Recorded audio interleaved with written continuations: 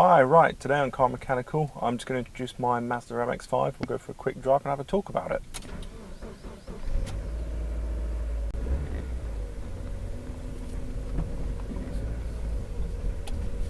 Right, okay, so a couple months ago, the Audi broke, the camshaft snapped on it, and I'll do a video covering that. Basically, we thought at first it was a leaky exhaust, thought then it was a leaky injector.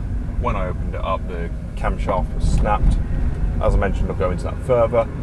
But what it meant was I had to get something very quickly because I needed to have a car for work. I drive 80 miles a day, and I wanted to get something that was a bit different to what I've been used to. And the decision I ended up coming to was to get a Mazda MX5. So this is a 1999, it's a Mark II, it's a 1.8, so I believe they're meant to be 140 horsepower. I wouldn't mind getting this on the dyno. And one of the big things for me is that this is pretty much completely stock. So it's got 85,000 miles on it. I think I got it with 83 to 84,000 miles on there. The benefits for me on my 80 mile a day commute is that they meant to do sort of 30 to 35 miles to the gallon, and true to that, I've been seeing about 33 miles to the gallon on a mix of country roads and some A roads. So I paid £750 for this. It was up for sale for £800. I got quite lucky. Basically, I was scouring eBay, scouring Gumtree, and as soon as this went up on Gumtree, I think I was the first person to contact the guy, and short of going over there then and there, I went around to his house the next day, had a look at the car, had a test drive. It was clear a few things needed sorting, but it was pretty much in clean shape.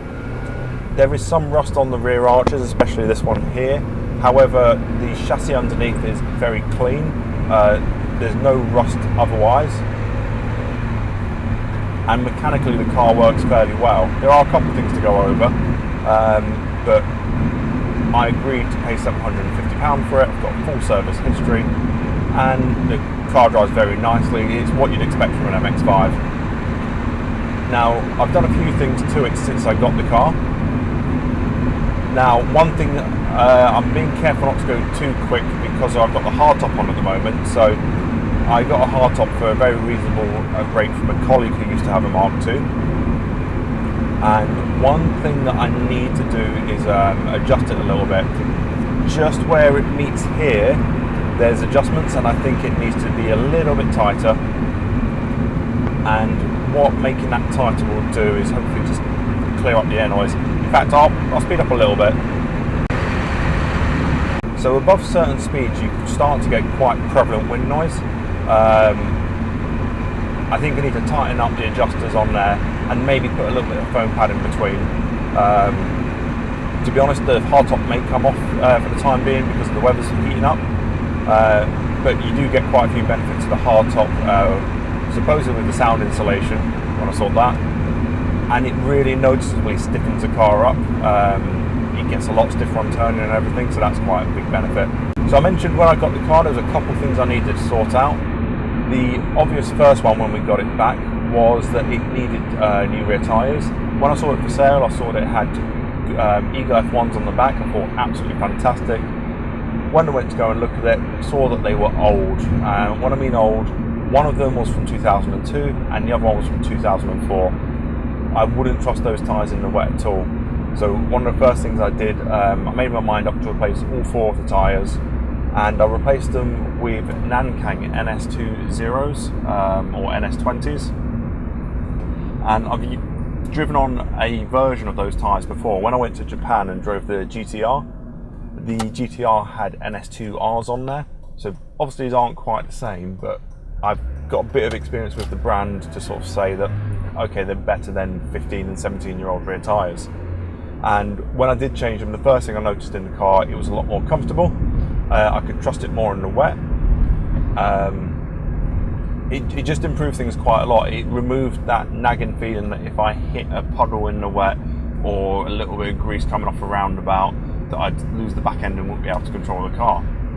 Now, I have come off a roundabout and I have gone in the wet and I have had the back end come out, but I was able to get control back of the car. Heart was in my mouth, but I didn't crush it, so all good there.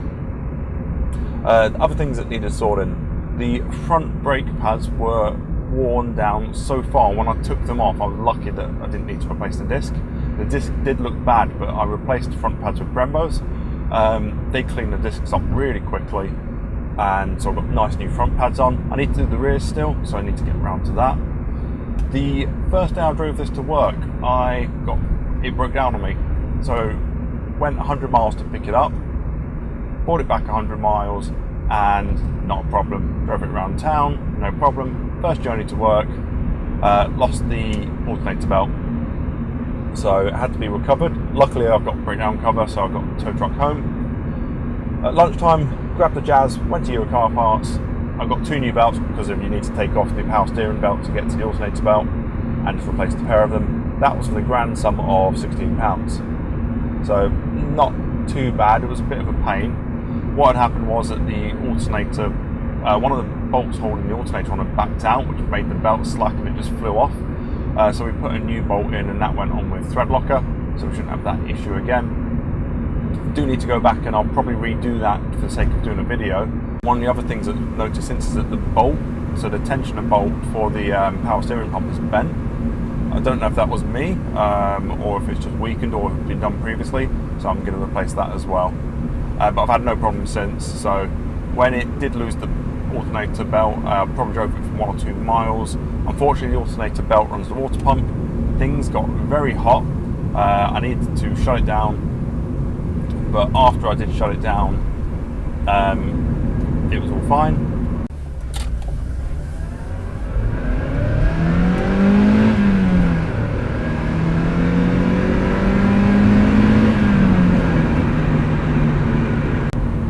Also, hopefully when I review this footage, I've not cut my head off with the camera placement. I've found that this car's fairly comfortable, so just some background for me if you're another tall person. I'm just under 6'3", so call it 6'3", to split the difference. I weigh about 15 stone or so 9,500 kilos, and I find this car's perfectly comfortable for me. One thing I would note is that because of my build and everything, I find it fine with the steering wheel, but the steering wheel is a little bit big, and a friend that's driven the car who's a bit bigger than me just found the steering position very awkward, so I think it's probably why a lot of people do replace them with aftermarket wheels.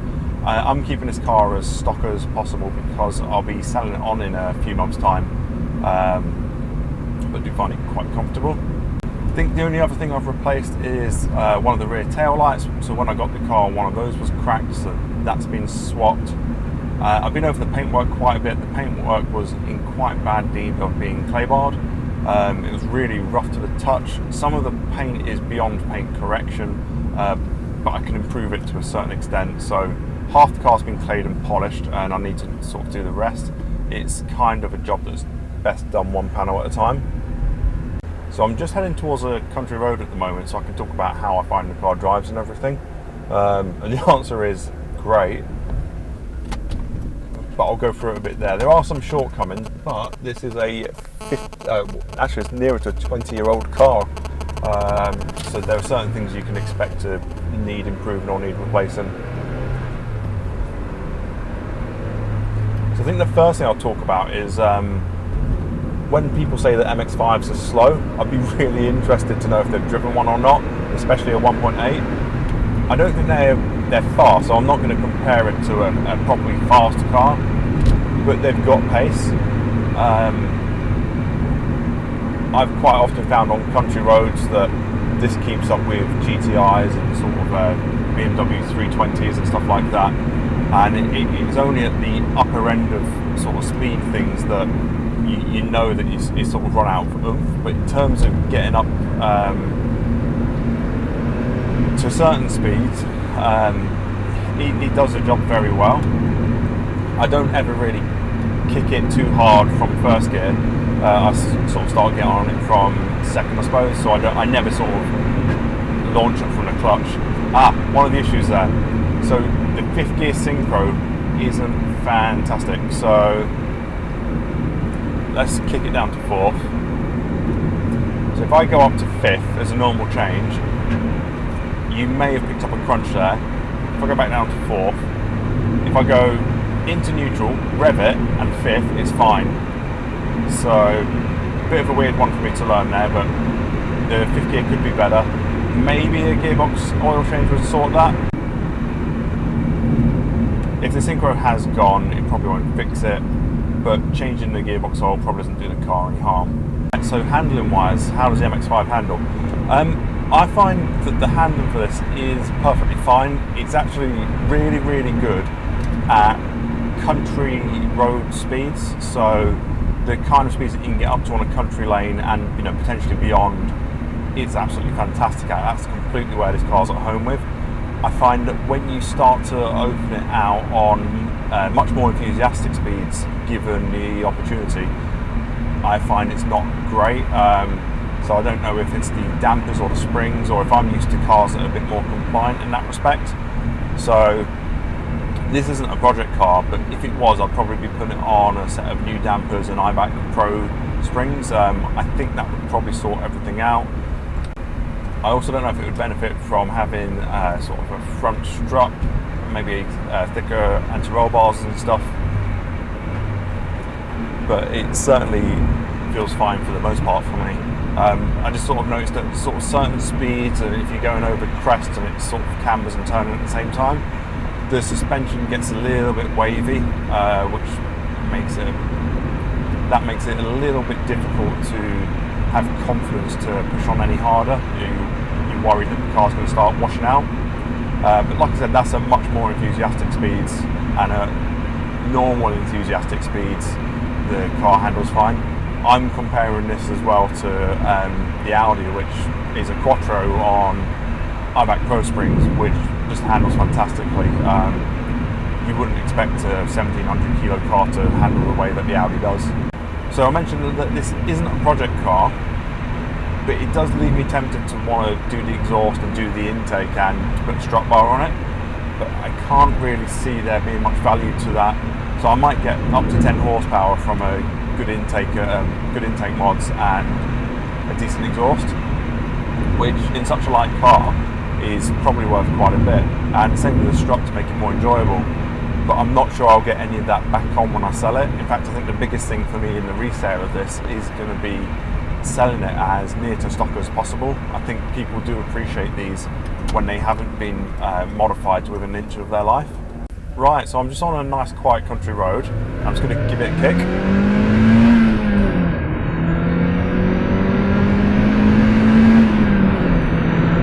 So it's quite a lot of fun. We get up to a decent speed quite quickly. I'm going to back off. There's a cyclist up here. Right, we'll give the cyclist some space.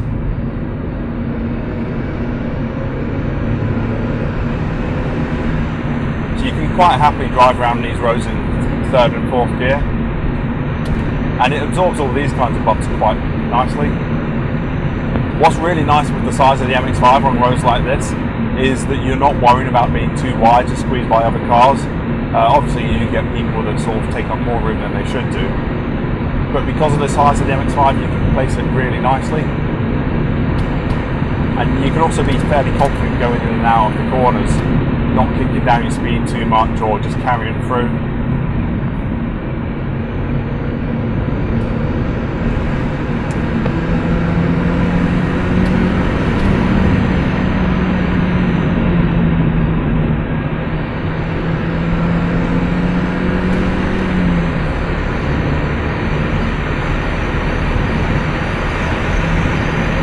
Hear that wind noise? I'll move over to this car. So one thing I did notice then, and I notice it sometimes, is that you get a bit of brake bias. It could be where I need to sort the rear pads out, or it could be that one of the front calipers is sticking. So they potentially could benefit from a rebuild. One other thing that comes to mind that I had to repair, the canvas was fine when I went to buy this, but I think it's been stored in the garage for a number of years. So I think when it came back out into the sun, around the rear screen started to split. So I've done a very quick and dirty repair on that using some kind of sealant that can be used on wetsuits. So that sort of fixed the screen splitting and some other bits. It's mainly why the hardtop's on at the moment actually. But yeah, there was another quick fix that needed sort of carrying out. But all in all, I'd sort of say on this car, I believe I'm less than £1,100 into it. I don't think I'll need to spend too much more money on it. I did an oil change when I first got it. That hadn't been done in a while, but it was easy enough to do. Got spark plugs to sort out. The filter had been changed when I got that, so that wasn't too bad. The only other thing I might sort out is the wheels are starting to flake a little bit. I've got alloy wheel paint. It's probably not too bad of a project. And we've got someone running towards us.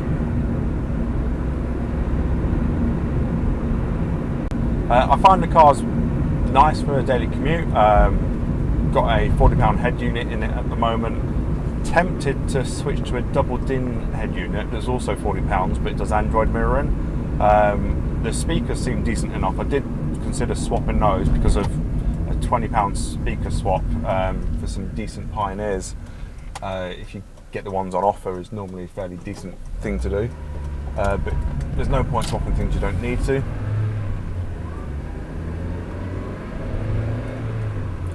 All in all, I've really kind of fallen for this car, and it's going to be a bit hard to sell it on. I've already had a few people that have sort of said to me, let me know when you sell it, maybe interested. Only one thing that's happened, which is unfortunate, is there's a stone chip on the windscreen. I believe it will pass the MOT. It's just a bit of pain because of it. Obviously, it's right in your line of sight. There's a lot of cyclists out this Sunday. One thing I do love with this, I love how everything feels. I love how chuckable it is.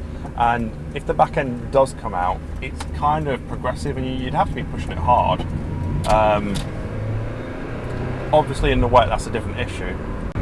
But in general, the car's manners are pretty good. The one time it snapped out on me that I mentioned, it was because it was very wet, and after a roundabout was an S-bend, and I was accelerating into it like I normally would off of the roundabout, and it just snapped on me. There was a couple bits of opposite lock. Wasn't very clean, but managed to keep the car under control as a bit of a learning next time. That might play into sort of the tyre choice. So when I put the Nankang NS2s on here, sorry, the NS20s, I paid £160 for the tyres, so I got those on a deal through eBay, through a tyre provider, and then it was £40 to get them fitted.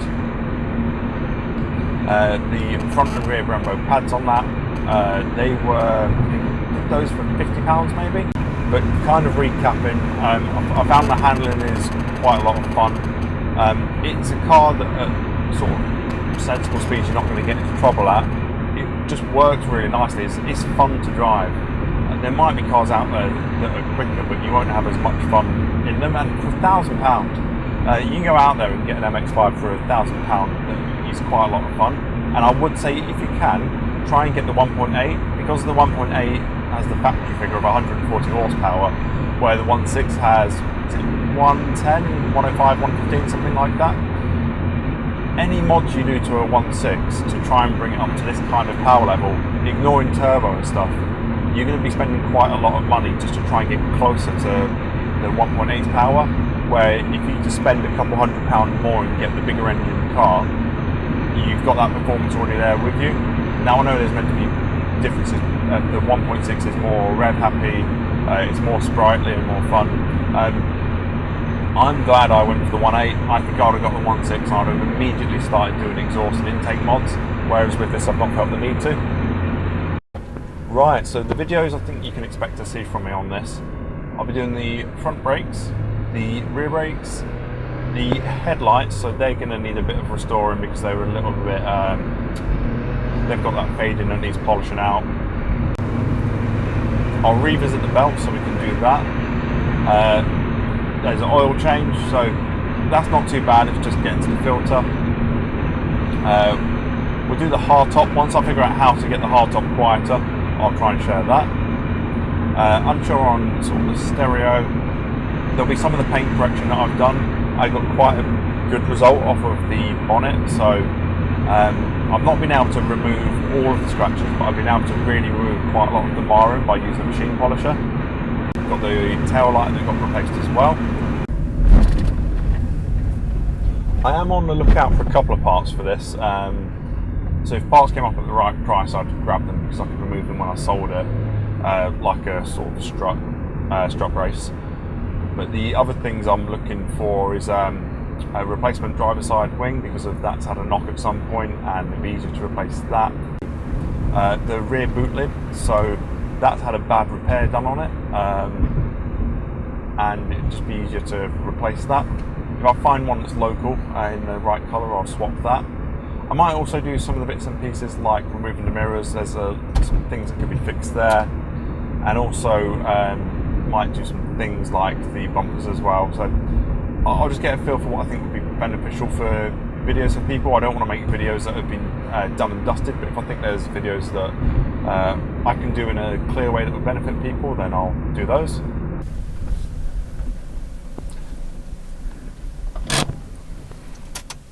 Actually, there is one other video I might do on this. The pollen filter, or the lack of it, and I think I'm going to make one up to go in place, because I'm sick of every time I open the vents that it blows back sort of whatever it managed to accumulate in there. I've seen a few people say, but it's a convertible, you should have the roof open. Yeah, but when the roof's open, the air's still flowing through you, so anything that comes out in the vents from here just gets mess and dust everywhere. I think there's probably potential to buy a cheap pollen filter and cut it to shape, or 3D print something and just put it for where the air travels through to come in through the vents. That would just be sort of a quick, simple one really. That's it for the quick update for the MX5. So just an introduction to it, why I got it, what the idea, what I'm thinking is, how I found it so far, and what you can expect to see coming on the channel. Thank you very much for watching.